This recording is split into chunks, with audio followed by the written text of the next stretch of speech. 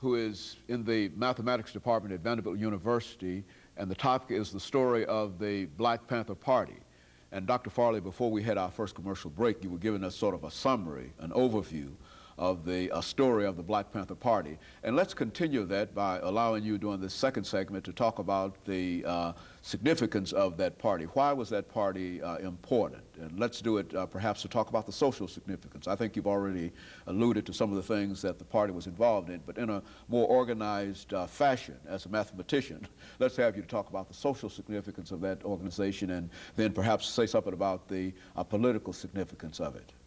Well, as you pointed out before, there was a connection between the Black Panther Party and the Civil Rights Movement. In fact, they got their name from the Lowndes County Freedom Democratic Party in Lowndes County, Alabama. Their symbol was the Black Panther. And in fact, in the summer of 1966, there were as many as 5 different groups across the country which were disconnected, which called themselves the Black Panther Party. But the party we're talking about was founded in October 1966 in Oakland, and Bobby Seale and Huey Newton chose the symbol because, and this addresses one of the myths surrounding the party, that the party was like a panther in that it wouldn't attack, it wasn't aggressive. So people have this idea that the Black Panthers were somehow aggressive and violent when they weren't. But if it was backed into a corner, then it would defend itself. And so the initial name of the party was the Black Panther Party for Self-Defense. But socially, the Black Panthers realized that the problem wasn't simply curbing police brutality, monitoring the police to make sure that they didn't violate the civil rights of anyone, like we saw in 1992, or rather before that with Rodney King. But what they saw was that there was a holistic problem that black people faced, not just in this country, but worldwide. And not just black people either, but also brown people, yellow people. The war in Vietnam was raging. We had the Algerian War, which finished in 1962. And they saw a connection between all of these struggles, and they didn't cut themselves off even from white people. They're one of the only groups, in fact, which formed coalitions with white people. And there was the Peace and Freedom Party. Eldridge Cleaver, the Minister of Information, who was viewed as some sort of demon because of negative propaganda, actually formed active coalitions, and he was the 1968 presidential candidate for the mostly white Peace and Freedom Party. So socially, what the Black Panthers saw was we wanted, and you were talking about the black community, land, bread, housing, clothing, justice, and peace. And they implemented social programs in order to achieve those goals. For example, I mentioned the Free Breakfast for Children program. They saw that black children were going to school hungry, and so obviously they couldn't learn. So what did the Panthers do? They set up Free Breakfast for Children programs. Also, they set up free schools so that black children could learn about their own history and significance, socially, politically, and otherwise, in American society and in the whole world. What they also did was set up free health clinics. They saw most people were too poor to afford adequate health care.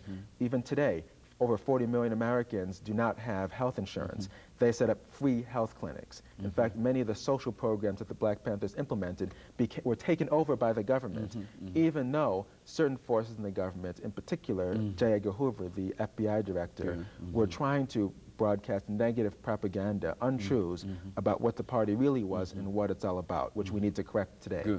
And so in a real sense, the Panther Party was almost the forerunner for what would eventually become known as the Great Society, because I think the Great Society sort of represented a large number of federal programs dealing Head Start and dealing with literacy and et cetera, as a response to that. And you're saying that the party, the Panther Party, was involved in that before it became a sort of a national thing to do? Exactly. Now, there was no direct official connection. I understand. But the programs that the Panthers implemented, ironically, the government took on. And that's why we need to correct the historical record, so people know that these positive social programs that the Black Panthers implemented, as scary as their image in the media is, these were quite safe programs. And interestingly enough, J. Edgar Hoover realized that too. A lot of people think, well, the government was against the Black Panthers because of their guns, because of their rhetoric. But in reality, there's a secret FBI memo, which is declassified, where J. Edgar Hoover says that the Black Panthers were the single greatest threat to the internal security of the country, not because of their guns, which they carried only for self-defense, but because of their Free Breakfast for Children program. He saw it as a way of propagandizing the black youth. So that's quite interesting. And I think what many people ought to recognize now, that when you talk about some of these social programs that many of us take for granted some 30 or 40 years later, that these were in a real sense revolutionary programs. The Head Start program, the food program, feeding children, et cetera. These were, in a real sense, programs that the government had not become involved in, and the state, in a real sense, had not really taken its own responsibility in doing what it could, and so they were revolutionary programs at the time. Precisely. And what the Black Panthers also did is they enlightened the American public in general about many problems faced by black people and the system.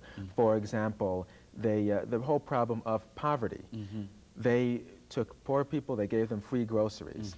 If you had relatives who were in jail for whatever reason, they would provide transportation if you couldn't make it to wherever the prison was. They improved the conditions in prisons. Before the Black Panther Party, you could be put into prison in this place called the Hole, which is like 5 feet by 5 feet, with a hole in the ground, no light. The hole was it was a toilet. After that, that was declared unconstitutional and basically eliminated. So they advanced the rights of all Americans, and there were people, citizens throughout the world.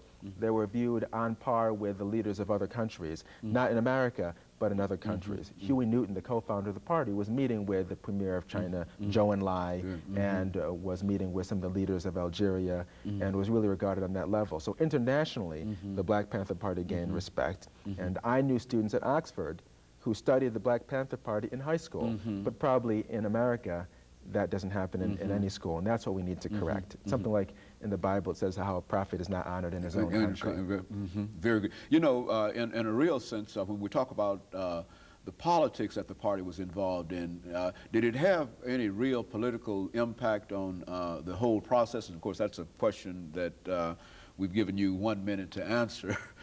Because we have a minute commercial break, but let me interrupt you during that time, but let's talk about the politics of it. Oh, definitely they had a significant political impact, because what they did was they focused the attention of the government not on little piecemeal solutions which wouldn't work, but on the fundamental problems that black people were articulating. Because the Black Panthers, they weren't radical by definition, because they articulated the needs and the desires of the people. That's what they were all about. What black people wanted, they found out and tried to surface their needs. And the government, seeing this, then stopped some of its negative policies and tried to address some of those needs, as we've already indicated with their social programs. And so they had a real political impact, even though they remain a very, very small number in terms of just numbers, and the base was not that wide, but they, in a real sense, articulated some of the things that nobody else articulated at the time in a real sense, and those that were doing so were not doing it as forceful as the party. And of course, Dr. Farley, let us take this second commercial break, and we'll be back with you following this short commercial break.